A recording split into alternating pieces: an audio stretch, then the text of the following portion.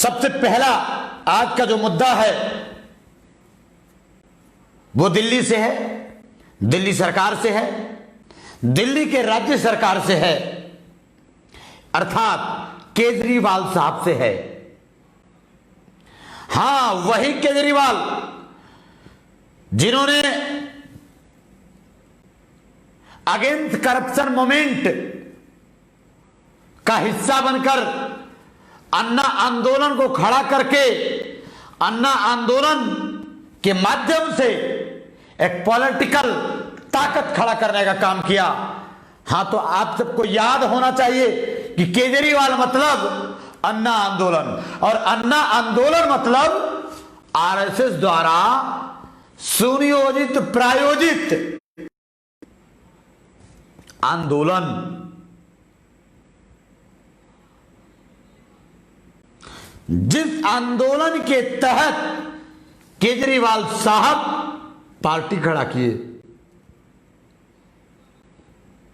उस आंदोलन यानी वह आंदोलन जो था, वह आंदोलन की जो जड़ थी वो संघ थी, आरएसएस थी।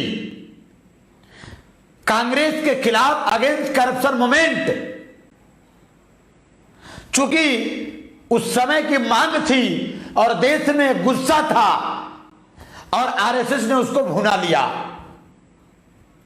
शीला दीक्षित की सरकार थी दिल्ली में और अगेंस्ट करप्शन मूवमेंट दिल्ली के रामलीला मैदान में खड़ा हुआ और देश के कोने कोने में हम भी हैं अन्ना नामक टोपी निकली और पूरे देश के कोने कोने और देश के सड़कों पर भ्रष्टाचार के खिलाफ एक बड़ा बिगुल फूंका गया गांधीवादी तरीके से। हां, याद रखिए, यह वही संघ जिसने गांधी जी की हत्या किया था, यह वही आरएसएस जिसने गांधी जी की हत्या किया था। आरएसएस का एक व्यक्ति, आरएसएस को मानने और चाहने वाला, आरएसएस का वह व्यक्ति नाथूराम गोडसे यानी आरएसएस की विचारधारा को मानने वाला, आरएसएस का लगभग पिलर कहे जाने वाला नाथूराम गोडसे, जिन्होंने गांधी जी की हत्या किया था। आरएसएस नाथूराम गोडसे को अपना नायक मानती है, माफी वीर को अपना नायक मानती है। उसी आरएसएस ने against corruption movement Gandhi ji के टोपी के साथ एक बड़ा कारवां खड़ा किया और कांग्रेस के सरकार को 2014 आते आते दीमक की तरह आरएसएस लग गई और कांग्रेस धीरे धीरे धीरे खत्म होने लगी। लेकिन सवाल इस बात की है कि आरएसएस के उस खून से तने लथपथ आंदोलन, जो बाहर से तो गांधीवादी था, लेकिन ध्यान रखिएगा आरएसएस द्वारा कोई भी प्रायोजित कार्यक्रम बिल्कुल खून से सना और लथपथ होता है। उसी खून के लथपथ राजनीति की पैदाइश है केजरीवाल साहब। कल तक मैं भी केजरीवाल का समर्थक था, लेकिन जब आंख के सामने पर्दा हटता है तो नंगा तस्वीर दिखाई देने लगता है कि आखिर क्या है। केजरीवाल की एक बयान है जिसको लेकर आज मैं आप सबके बीच में केजरीवाल के हकीकत को बयां करने के लिए बुलेटिन 8 PM पर चर्चा कर रहा हूं। और आप सब लोगों से अनुरोध भी है कि कमेंट बॉक्स में विचार भी दीजिए और शेयर भी करिए। वही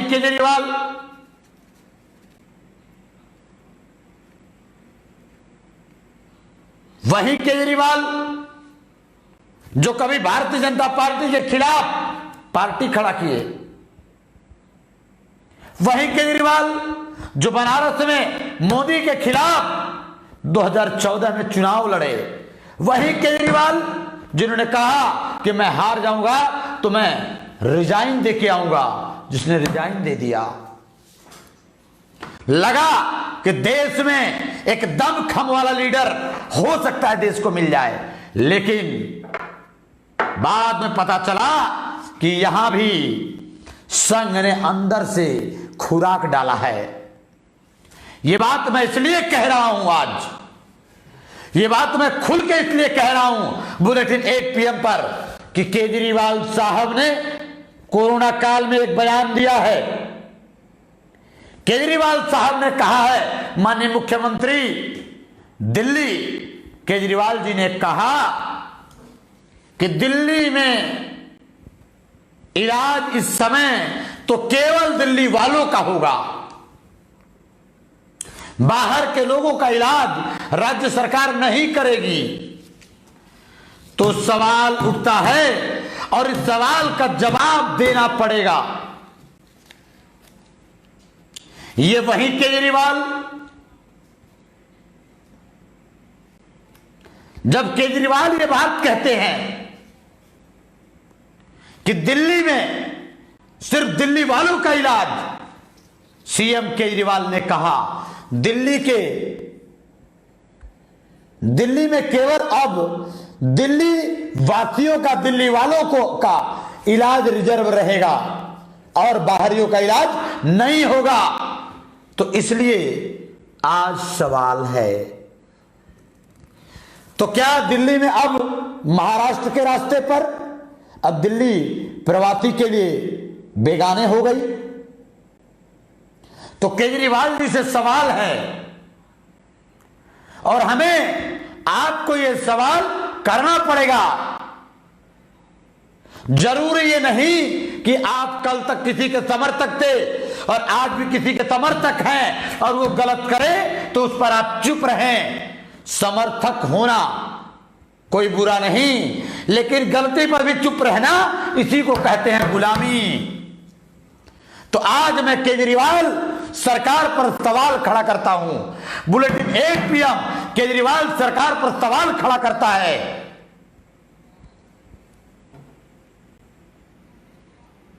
जरा सोचिए, केजरीवाल साहब अभी कुछ दिन पहले वही केजरीवाल भारतीय जनता पार्टी के मुखिया का बहुत बड़ाई कर रहे थे,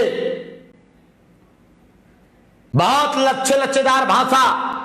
मोदी जी ने बहुत अच्छा किया, मोदी जी के कारण देश में कोरोना नहीं आ पाया, बहुत कोरोना पकड़ में आ गया, मोदी जी ने समय से निर्णय ले लिया, मोदी जी ने ये किया, मोदी जी ने वो किया, मोदी जी ने ऐसे किया, मोदी जी ने तैसे किया। यानी मोदी जी के कसीदे पढ़ने वाले केजरीवाल। मोदी जी यदि अच्छा किए केजरीवाल जी, तो अब आपको दिल्ली जो देश की राजधानी है वहां पर देश के इलाज करने से आपको मना करने की आखिर जरूरत क्यों पड़ गई? सवाल है केजरीवाल साहब।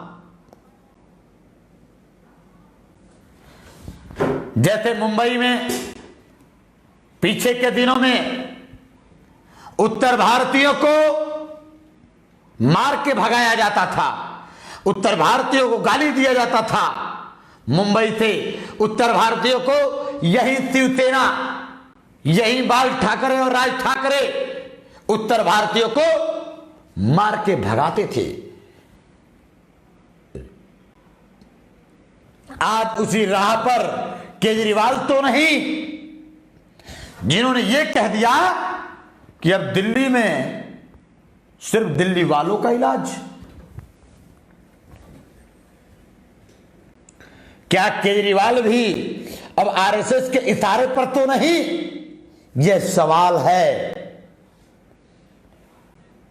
इसलिए इस देश के बहुजनों को, दलितों को, पिछड़ों को, मुसलमानों को, इनके अंदर की थाली का जो राजनीति है हमें आपको समझना पड़ेगा,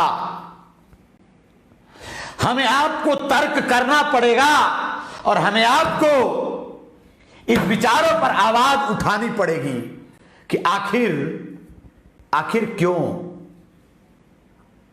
अगला सवाल है दिल्ली सरकार से, केजरीवाल का यह फैसला क्या राष्ट्रद्रोही नहीं? दिल्ली की राज्य सरकार केजरीवाल सरकार ने यह घोषणा किया कि दिल्ली में केवल और केवल दिल्ली वालों का इलाज होगा। क्या यह घोषणा, क्या यह सवाल देशद्रोही नहीं है?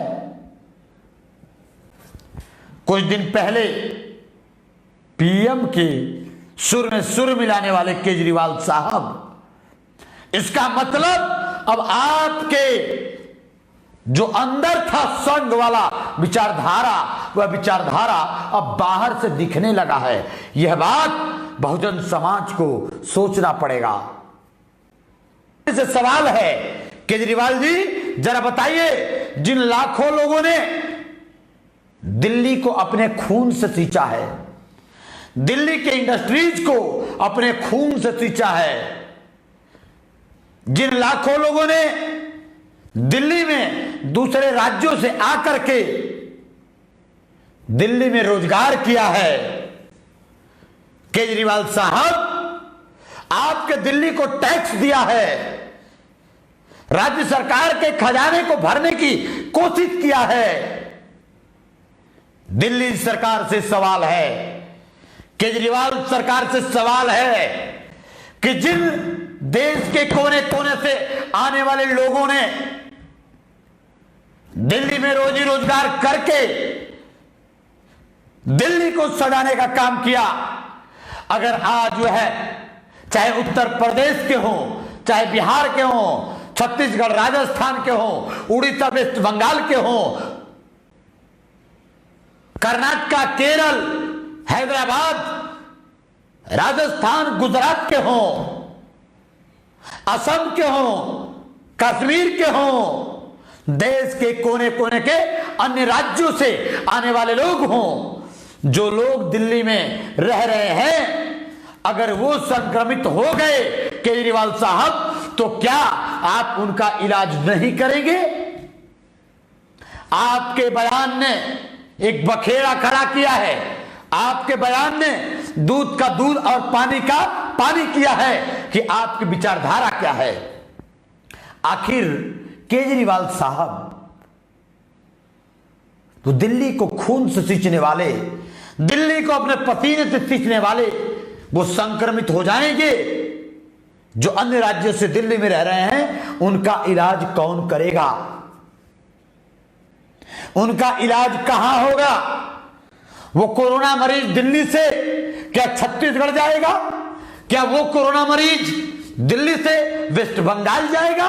क्या वह कोरोना मरीज दिल्ली से बिहार और बनारस आएगा? क्या वह दिल्ली से कोरोना मरीज मध्य प्रदेश उड़ीसा जाएगा?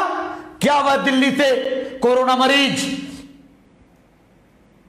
केरला कर्नाटक हैदराबाद जाएगा, गुजरात जाएगा, राजस्थान जाएगा, पंजाब जाएगा, मद्रास जाएगा, या जम्मू कश्मीर वाला यदि संक्रमित हो गया तो इलाज के लिए दिल्ली में रहने वाला क्या वह कश्मीर जाएगा? इसलिए सवाल है, केजरीवाल साहब अपने बयान को फिर से एक बार सुधार कर लीजिए कि आपने राष्ट्रद्रोही बयान दिया है। इसलिए आज बुलेटिन 1 PM पर केजरीवाल जी आप निशाने पर हो। केजरीवाल जी, सच तो यह है, गलती से आपने बोल दिया है, लेकिन आपके अंदर शायद संघ वाला नस्ल है, इसीलिए दबी जुबान ही सही, लेकिन वो जबान पे आ गया। केजरीवाल जी याद रखिएगा, आपका यह बयान याद रखिएगा। मैं एक बार आपको समझाता हूं, आपको एक बात याद दिलाता हूं। केजरीवाल जी, आपसे सवाल है। केजरीवाल जी या केजरीवाल जी के अंधभक्त समर्थक यदि सुन रहे होंगे तो यह बात, बुलेटिन 1 PM की यह बात केजरीवाल जी तक पहुंचाने की कोशिश करिएगा। लाखों लोग दूसरे राज्यों में, दूसरे राज्यों से आने वाले रोजगार के लिए जो दिल्ली में रह रहे हैं, इनमें से किसी को संक्रमण हुआ तो वो कहां जाएंगे? सवाल है केजरीवाल जी, आप भूल रहे हो कि उत्तर प्रदेश, बिहार और देश के अन्य राज्यों से आने वाले वह गरीब खोमचे वाले, वह ऑटो चालक जो दिल्ली में ऑटो चलाते हैं, वह गरीब जो दिल्ली में सड़क पर रात गुजारा करता है, वह दिल्ली वाले लोग, दिल्ली में अन्य प्रदेशों से आने वाले ऑटो चालक, टैक्सी चालक, रिक्शा चालक, सगड़ी चालक, ठेला चलाने वाला, वह आपका वोटर रहा है केजरीवाल जी। उसने आपको वोट दिया है, उसके वोट के कारण आप केजरीवाल सरकार में आए हैं। लेकिन आप जब यह कह दीजिएगा कि बिहार से आने वाले, बनारस के रहने वाले, उत्तर प्रदेश के रहने वाले, मध्य प्रदेश के रहने वाले या देश के कोने कोने अन्य राज्यों से आने वाले लोगों का इलाज केजरीवाल सरकार नहीं करेगी, तो आप याद रखिएगा केजरीवाल साहब, फिर चुनाव आएगा। इस बार आपका खटिया खड़ी और बिस्तरा गोल होगा, यह याद रखना।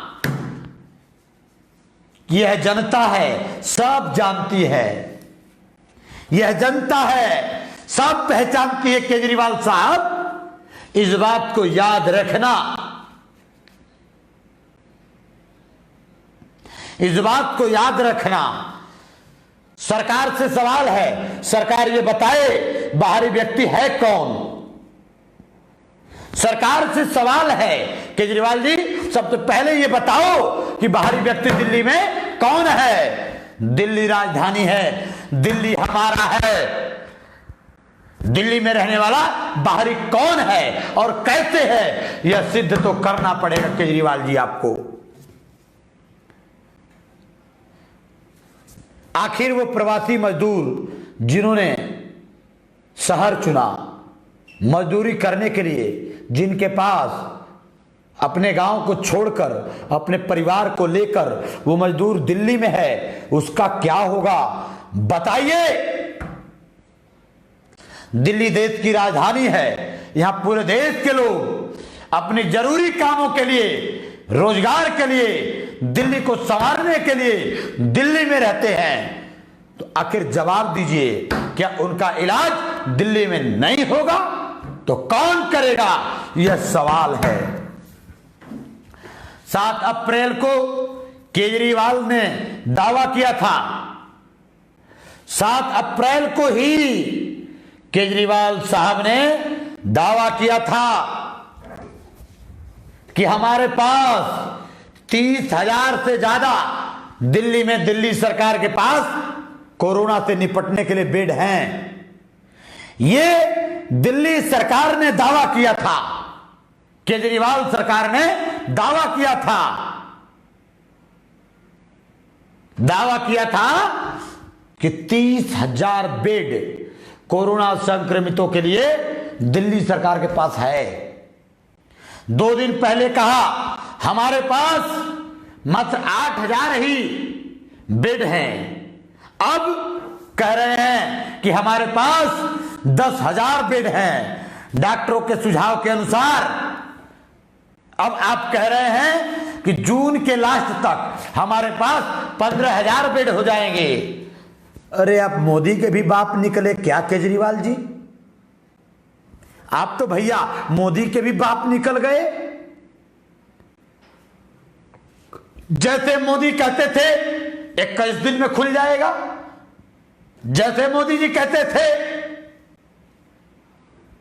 14 दिन क्वारंटाइन रहना है, कभी 21 दिन क्वारंटाइन रहना है, कभी सबको क्वारंटाइन सेंटर में ही रहना है। उसके बाद फिर मोदी जी का बयान आता है जरूरत पड़ने पर लोग अपने घरों में भी सेल्फ आइसोलेशन, सेल्फ क्वारंटाइन रह सकते हैं। आप तो मोदी जी के भी बाप निकले भाई जी। सवाल बुलेटिन 8 PM पूछता है बुलेटिन 8 PM सवाल कि केजरीवाल जी कहां गई आपकी राष्ट्रभक्ति? जो आपने कहा था कि हमारे पास 30,000 बेड हैं, कहां गई वो 30,000 बेड? ये सवाल है दिल्ली सरकार से।